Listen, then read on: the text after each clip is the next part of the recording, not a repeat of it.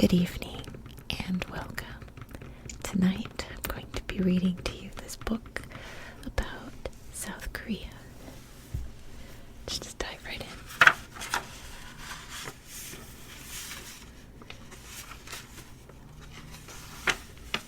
Let's skip the intro. A Dragon by the Sea. Rising from the shore of Jeju Island at the tip of South Korea, or the Republic of Korea, is Yeongdam, Dragon Head Rock. According to legend, the rock is the remains of a giant dragon that angered a spirit from the nearby volcano Harasan. The volcano spirit shot the dragon with a magic arrow that turned it to stone. The dragon's body crashed into the sea, and now only its head can be seen until low tide, when its tail also appears. The South Koreans have many legends about their past. In fact, Dragon Head Rock was formed about 2 million years ago when Harasan erupted, spilling streams of lava that became solid as it cooled. Today, South Koreans still flock there to enjoy the sun and sea, and perhaps to tell stories about their country. Here's a beautiful map of South Korea. Here it says, what's the weather like? South Korea is at the end of a large peninsula. Land surrounded by the ocean on 3 sides normally has a mild climate, but the South Korean climate is affected by the immense landmass of East Asia to the north. The wind from Siberia blows south over the continent, bringing snow and freezing temperatures to Korea. Only the extreme south escapes the frosts. In contrast, the summer is hot and wet. More than half of South Korea's annual rain falls between June and August. The map opposite shows the physical features of South Korea, and they label parts that they talk about in the chapters. Split down the middle. The Korean peninsula is roughly 750 miles long and sticks out of East Asia like a downturned thumb. To the west is the Yellow Sea, which separates Korea from China. To the east lies the East Sea, which some people call the Sea of Japan. For most of the last 1,000 years, Korea was a single country. At the end of World War II, however, the peninsula was split into 2 zones by U.S. authorities. The division eventually brought decades of confrontation between North Korea, or the Democratic People's Republic of Korea, and South Korea. The border between them, now called the Demilitarized Zone, or the DMZ, cuts the peninsula roughly in half. Rugged and rocky. South Korea has many mountains, but they are small compared to others around the world. Over millions of years, their peaks have been worn down by the rain and wind. Most summits are under 3,300 feet high. According to legend, Korea's divine founder, Hwanwoong, came down from heaven to the Daebak Mountains, which run through both North and South Korea. The highest peak, Mount Sorak, is a favorite place of natural beauty for South Koreans and is protected as a national park. The Sobak Mountains run across the south of the country. Mount Jiri, the tallest peak on the mainland, reaches 6,283 feet. On the southern side is Sanggyeose Temple, where a monk grew Korea's first tea bushes in about 828 when he planted tea seeds from China. Today, tea is an important crop, and the best tea still comes from Mount Jiri. Korean tea is described as green and is made from quickly dried young leaves. Volcanic islands. Harasan on Jeju Island just tops Mount Jiri by 115 feet. Jeju is the tallest of South Korea's islands. Jeju is the largest of South Korea's islands. There are about 3,000 in all. Many are little more than pieces of uninhabited rock, but dozens of the larger islands are inhabited. South Korea disputes ownership with Japan on a small group of islands, which the Koreans call Dokdo, in the East Sea, draining the land. Only 20% of South Korea's land is suitable for growing crops. The rest is too steep or rocky. Most of the lowlands are in the lower ends of the river valleys, which widen as they approach the ocean. South Korea's longest rivers all have their sources in the Daebaek Mountains. The Nakdong River, 325 miles long, drains the Sobaek Mountains. It flows into the Korea Strait, which is often busy with cargo ships heading for Busan or other South Korean ports. The Han River, South Korea's other main waterway, flows 319 miles from east to west. It passes through Seoul before reaching the Yellow Sea at Incheon, the closest deepwater port to Seoul, facing the ocean. Most of the largest cities in South Korea are on or near the coast. Because the country is located on a peninsula, it's impossible to be farther than about 70 miles from the sea, even in inland cities. The eastern coast of South Korea is less built up than the southern or western coasts. The steep coastline there has few natural harbors, while the other coasts are sheltered by offshore islands and have many inlets where ships can drop anchor, although tides can sometimes have a dramatic effect. At Incheon, for example, the wide mouth of the Han River quickly narrows. Tidal water rushing into the river piles up on top of itself, creating a very high tide. The difference between high and low tide at Incheon is one of the largest in the world, at 30 feet. Ships' captains have to time when they enter or leave the harbor according to the tide. A crowded country. South Korea has 1,256 citizens for every square mile of land. This book is very United States-centric. The United States has 84 people per square mile. To put it another way, if South Korea was divided into football fields, at least 2 people would need to share every field, but in the United States, each person would have almost 7 fields to him or herself. Wow. Very American statistic there. Because 4 out of every 5 South Koreans live in the cities, there are few people living in the countryside. Villages are built close together in sheltered river valleys or in low-lying areas around the coast. Half of South Korea's 40 million city dwellers are crammed into just 5 cities: Seoul, Busan, Incheon, Daegu, and Daejeon. More and more people are moving to the cities to find work, so the traditions of rural life are starting to disappear. Pockets of paradise. Look at the tigers. Koreans used to believe that tigers were holy animals that represented the mountain gods. They honored tigers for their beauty, fierceness, and strength. The tiger was so important that when South Korea hosted the Olympic Games in 1988, the tiger was chosen as the mascot of the games. Look at this bus. Tigers used to roam the Korean peninsula.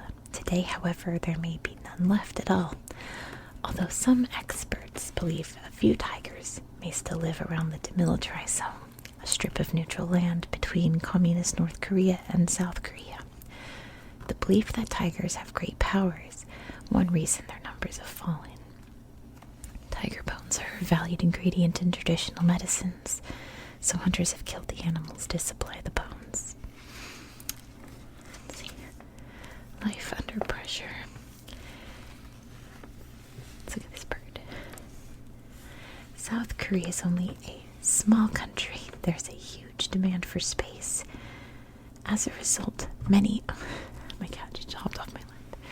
As a result, many of the country's natural habitats have been squeezed into smaller and smaller areas, and much of South Korea's wildlife faces an uncertain future. Once tigers, lynxes, and black bears roamed across the country, today only a handful of each remains. This map shows South Korea's main vegetation zones, or what grows where. The only areas of true wilderness left are the mountain forests. Today, most of the country's 20 national parks protect these highland habitats and animals, and others protect marine and coastal areas. Beneath the trees. 2/3 of South Korea is covered by thick forests. Most of it grows on the slopes of the country's rugged mountains. Any areas of lowland forests and the floors of wide valleys were cleared of trees more than 1,000 years ago by the first farmers to settle in Korea. However, people also needed to keep warm during South Korea's freezing winters, and so they collected firewood from the mountain forests to heat their homes. As a result, much of the country's forests have been cut down and regrown many times over the centuries. Forest life. Most of South Korea's forests are a mixture of deciduous trees such as Japanese oaks, hornbeams, and Korean maples, and evergreen conifers. Deciduous trees lose their leaves in fall. Conifers grow mainly in colder areas such as the northern slopes of mountains. They include the Korean bighorn pine and Manchurian fir.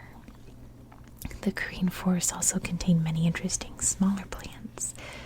The easiest to see are those that grow on the rocks or cliffs where trees cannot take root. They include rock jasmines, which produce little white flowers, purple irises, and spirea shrubs. The most famous South Korean shrub is the Rose of Sharon, which Koreans call mugunghwa. Mugung means immortality and hwa means flower. The bush produces beautiful flowers in a range of pinks, purples, and reds. The mugunghwa is the country's national flower. It is said to symbolize the immortality, determination, and perseverance of the Korean people. Hot and steamy. On Jeju Island, and along a narrow strip in the extreme south of the country, the forests are more like tropical jungles. Here the trees are evergreen. They do not drop their leaves all at once, and they have wide leaves with pointed tips. These drip tips, help heavy rain flow off the trees. The jungle grows in this region because of the high rainfall and humidity. The southern coast of Jeju Island receives 70 inches of rain a year. Flyaway birds. There are no mammals or birds that live only in South Korea, and so Korean wildlife is similar to that in China and Siberia. Many of the country's birds, such as the Baikal teal and the swan goose, fly south from Siberia to avoid the bitter cold of the northern winter. In spring, they return north to breed. Black-faced spoonbills, on the other hand, spend the summer breeding on the islands around Korea's southern tip. In the winter, they fly south to Taiwan and Vietnam. Although the demand for land and resources has put much of Korea's natural vegetation and wildlife under threat, national parks protect over 6% of the land. South Korea's oldest park, Jiresan National Park, is also its largest. Founded in 1967, it is famous in South Korea for its 10 sceneries, which include spectacular mountain views, waterfalls, the fall colors of the Pyeongtaek Valley, and the Royal Azalea Plateau, which blazes with color in the spring.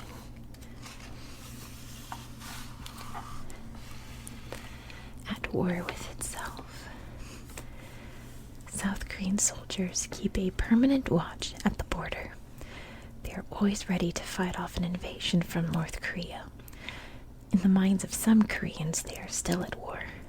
The Korean War, in which South Korea managed to maintain its existence, has never officially ended. People from the two Koreas cannot travel freely to each other's areas. Many families have been separated. There is one crossing point at the village of Panmunjom in the DMZ, but getting permission to move from one side to the other requires a lot of paperwork. The border's fences and barbed wire are a constant reminder of the violence of Korea's past. Even so, many North and South Koreans live in hope that one day Korea will be a single country again. Ooh, this is cool. It's a map of the Three Kingdoms. Talk about that later.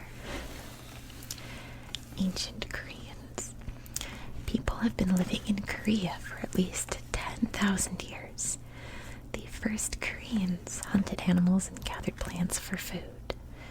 Many collected shellfish from rivers and along the shore. Stone tools from 3000 BCE have been found across the peninsula. Archaeologists can see similarities between these objects and ancient stone tools used in Mongolia and Siberia, and so they believe that the ancestors of today's Koreans came from that part of the world. During the 8th century BCE, people began to make bronze hoes for digging fields and sickles for cutting crops. These farmers dug into hillsides to make hollows in which to build their huts. The hut floors were raised off the ground, which helped keep them dry during the freezing winters. Each small tribe buried its leaders under stones when they died.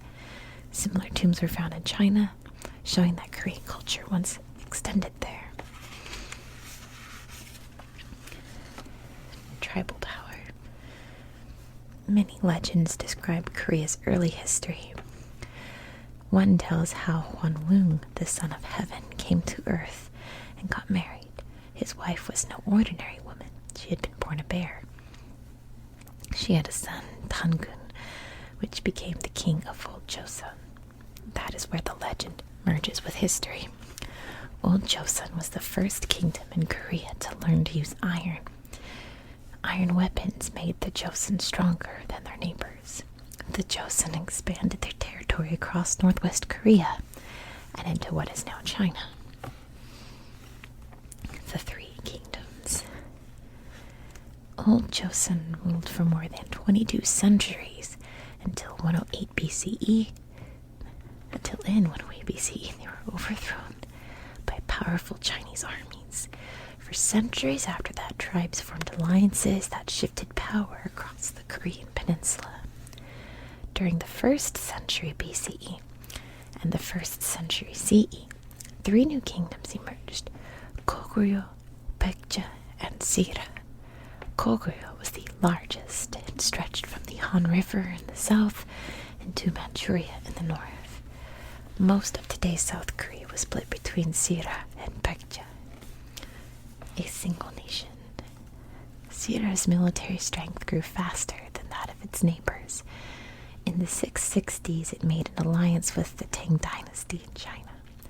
With the help of Chinese troops, it conquered Baekje and Goguryeo. Sira's army then turned on its Chinese allies and forced them out of Korea in 676.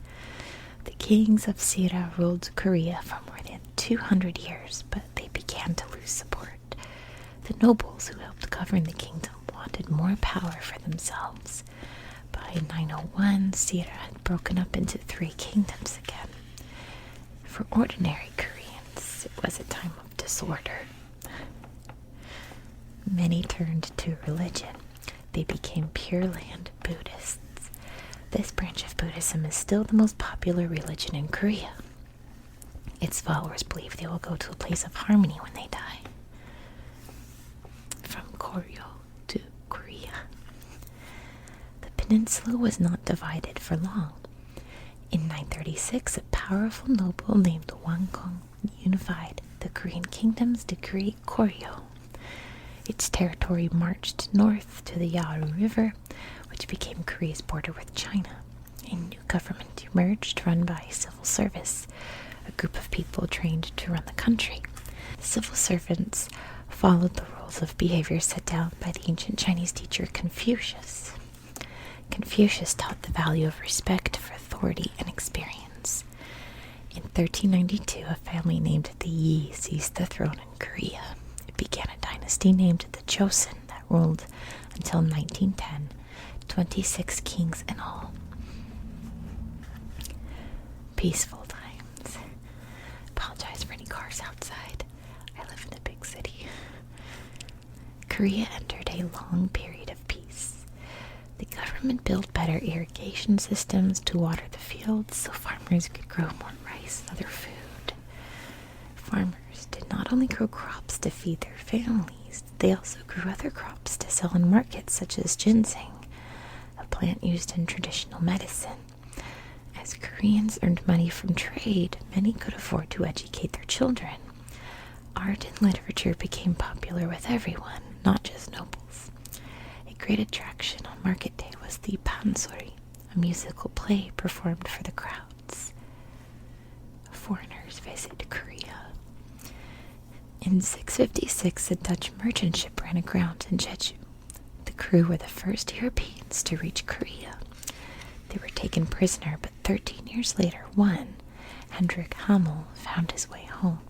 His account of his experiences inspired European merchants to set off for Korea to find new trading opportunities.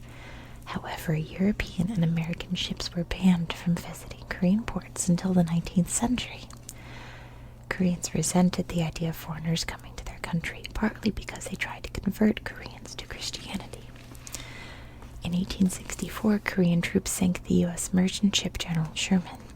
They chased away ships from other nations and China. Korea gets closer to Japan.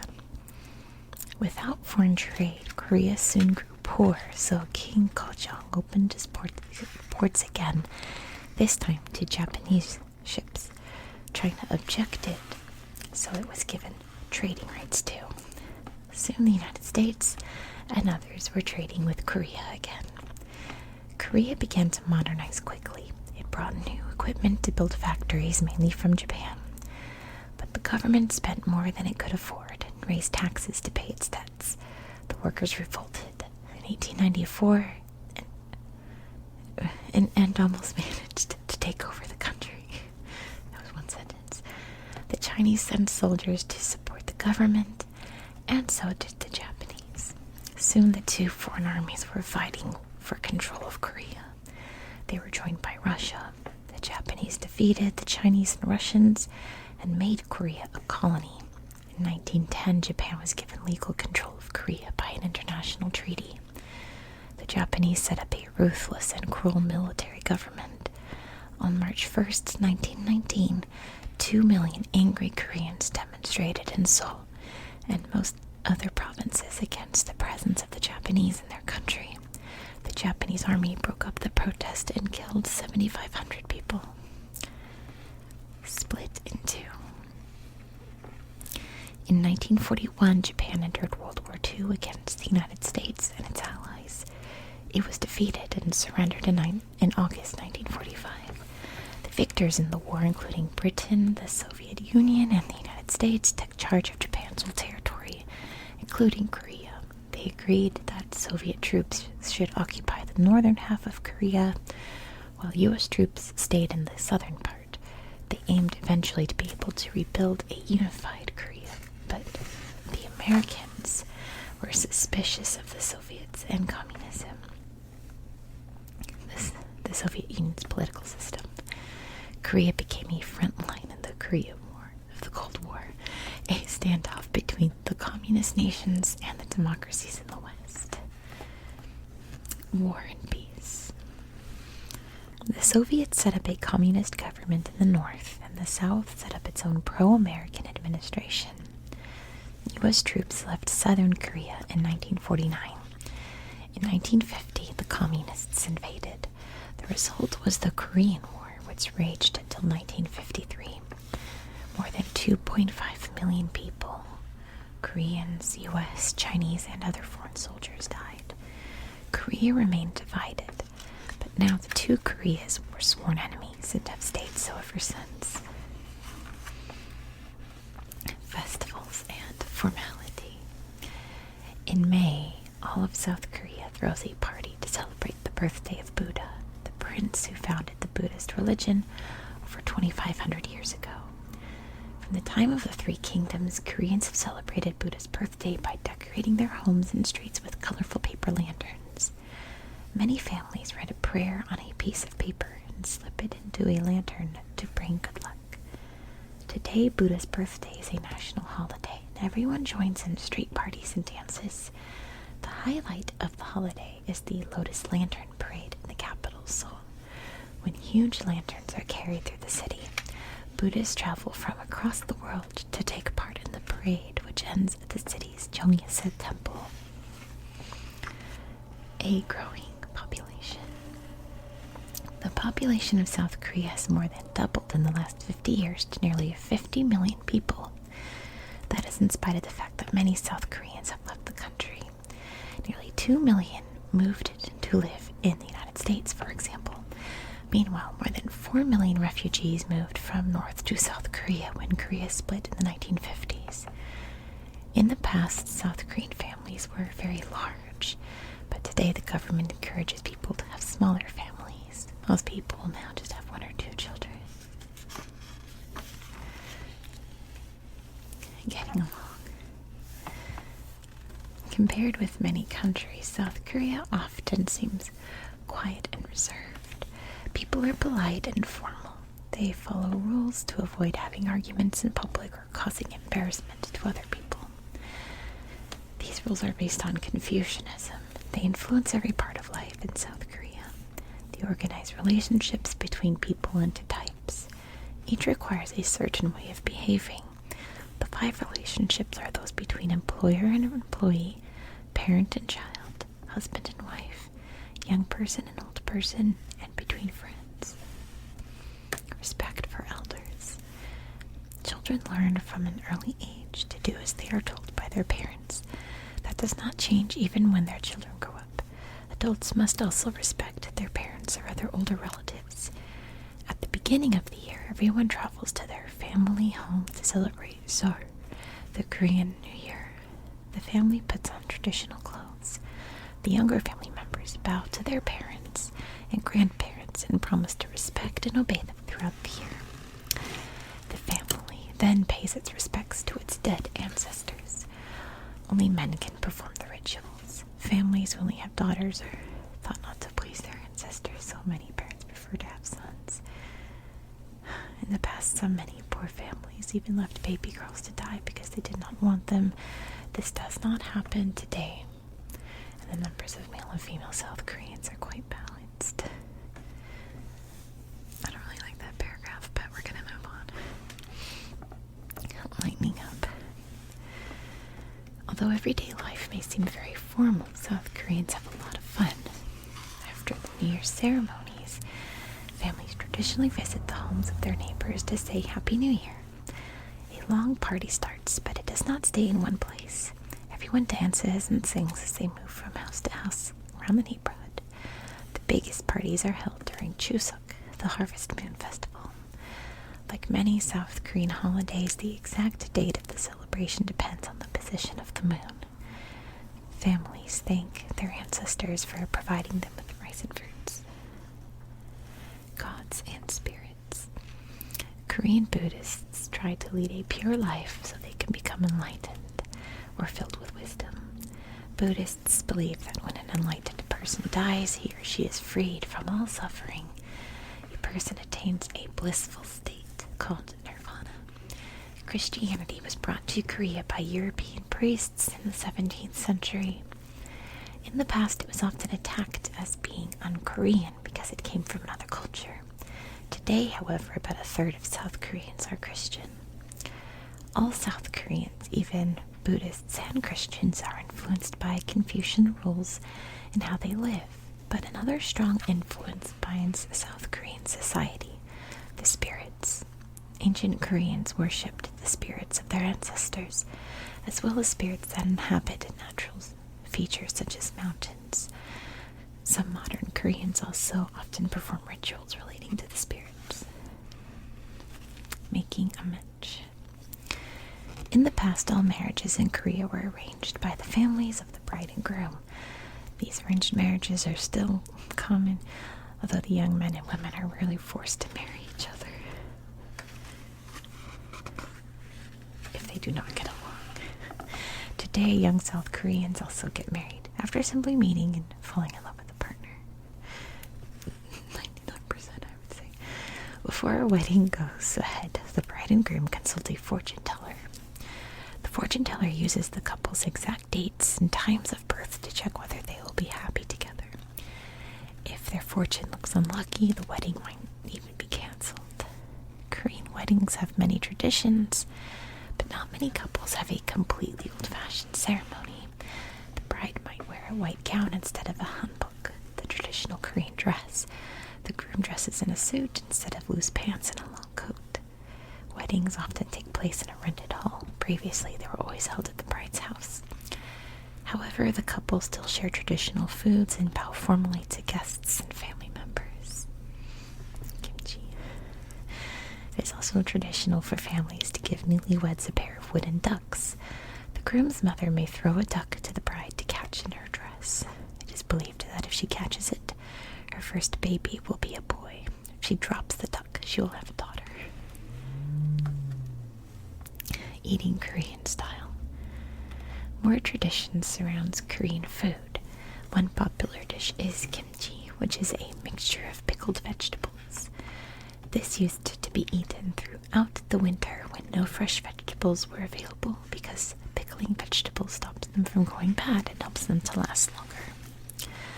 Cooks still make a lot of kimchi in November as winter approaches.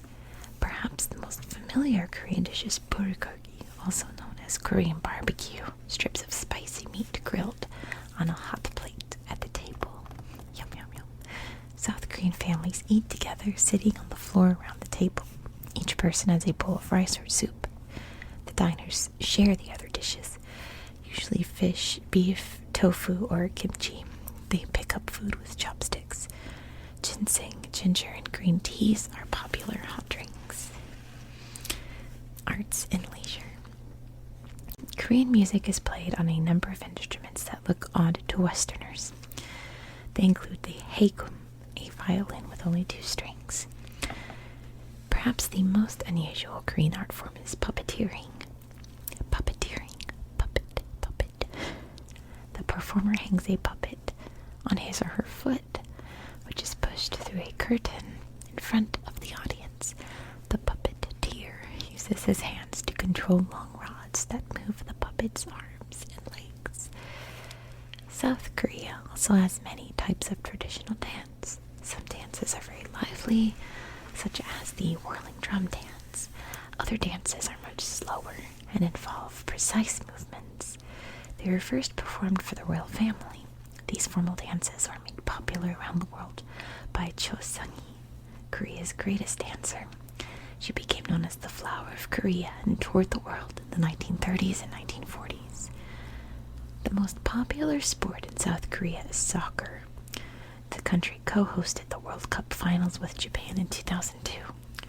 Football fever swept the nation as the South Korean team, called the Red Devils, reached the semifinals. You can see down here. Taekwondo, the art of hand and foot fighting, is the most popular martial art in Korea. It was developed from the ancient martial arts, which helped train Korean nobles to become skilled warriors. The tiger roars. In September 1988, the world's eyes were on Seoul as the Olympic flame was lit, the start of the 24th Summer Olympic Games. South Koreans saw it as the moment when their country finally became a modern democracy and economic power. They were pleased to put an end to years of war, corruption, and scandal. The Olympic flame was carried into the stadium by 76-year-old Son Ki-jong. He had become a national hero for South Koreans by winning an Olympic gold medal in 1936, when he set a world record for the marathon. In 1948, he carried the South Korean flag at the opening of the London Olympics, the first games attended by Korea after the end of the Second World War, when the country was divided. Power and the people. The official name of South Korea is the Republic of Korea, or the ROK. That is because its government claims to be in charge of the whole of Korea and does not recognize North Korea as a separate country. In reality, the region is still divided, and the ROK government controls only South Korea. This area is divided into 9 do, or provinces. The largest cities, Busan, Daegu, Incheon, Gwangju, and Daejeon, are governed separately by an elected council. The capital, Seoul, has a special status as the seat of the national government. Each province has an elected governor, and most cities also have a mayor. Provinces are further divided into gun, or counties. tiger in turmoil. When fighting between North and South Korea stopped in 1953, the people of South Korea set about rebuilding their country. They were very successful. Today, South Korea is one of the East Asian tigers, along with Singapore, Hong Kong, and Taiwan. The tigers got their name because of their huge economic growth in the late 20th century. South Korea is the most successful of the tigers, being the 11th largest economy in the world, and it is rising fast. The country's recent history has been far from smooth, however. Life has often been hard for ordinary South Koreans. Toppling governments. South Korea's first president, Syngman Rhee, led the nation through the Korean War. Rhee had absolute authority. He did not allow any opposition to his policies. He changed the law that stopped him from running for president more than twice and was elected a total of 4 times.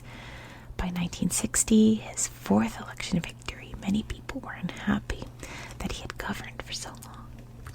Violent protests erupted across the country and many people died. Rhee resigned and fled to Hawaii. A new government took over. It was led by a prime minister instead of a president, and run by a cabinet of ministers. However, the government was removed from power by an army general, Park Chung-hee, a year later. Park banned political activity and used the army to run the country. In 1963, Park was forced by the United States to restore democracy. The general ran for president himself and won, making the miracle. Park was a very authoritarian leader. If people protested against his government, he sent soldiers to scare them. Demonstrators even got killed. Park did not allow other political parties to operate freely. The press could not report things without government permission. But it was thanks to Park that South Korea grew into one of the richest countries in the world. He began a policy of economic development that changed South Korea from a nation of farmers into a leading manufacturing country. Political fixes. Park was elected again in 1967, but his opponents claimed that he had fixed the election. When he narrowly won again in 1971, Park decided not to have an elected government anymore.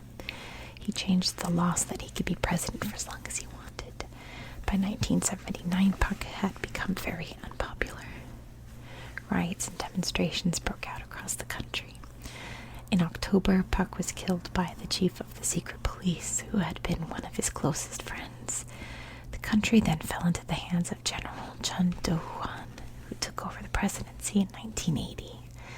Chun's rule was rocked in 1983 when several members of his government were killed by a bomb in Rangoon, Myanmar.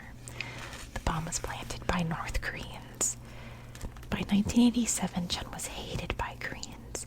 He chose Roh Tae-woo as the ruling political party's candidate in the election that year. When Roh became president in 1988, it was the first time in modern South Korean history that power had changed hands without violence. Business corruption. The economic boom came about because the government gave its support to the country's largest companies. That helped the companies grow into giant firms known as chaebol. Chaebol expanded very quickly by taking over other firms. They moved into many areas of business instead of concentrating on one thing. The relationships between the government and chaebols were close, sometimes a little too close. Companies gave money to politicians to make sure that the government continued to support them. It took many years of investigation to clean up South Korea's corrupt business practices. Today, the South Korean government is much less closely linked to the chaebols. Many of them are now international corporations known across the world. They include LG, Daewoo, Hyundai, and Samsung. Modern times. Since 1988, South Korea has been a peaceful place. The country has even made friends with Russia and China and many other countries that once supported North Korea. Nearly 4 million tourists visit South Korea each year. Most come from East Asia, but thanks to the Olympic Games and the World Cup, visitors also arrive from farther away. In 1993, Kim Young-sam became president. He set up investigations into corruption in politics. The investigations even led to the arrest of his own son, along with ex-presidents Chun and Roh. Kim Dae-chung was president from 1997 to 2003 when he was succeeded by Roh Moo-hyun. Today, South Korea has a properly working democracy. Its biggest problem, once again, is its neighbor. After a few years of improving relations, North Korea built a nuclear bomb in 2006. Having such powerful weapons nearby made South Koreans very worried. They are working with international governments to try to resolve this issue peacefully. And that looks like it for now for this book. It's just some little facts, websites to learn more. And that's it for the book tonight. There we go.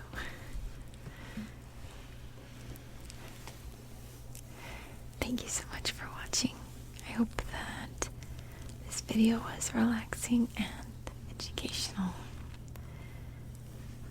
Do subscribe for more because I upload every day, or at least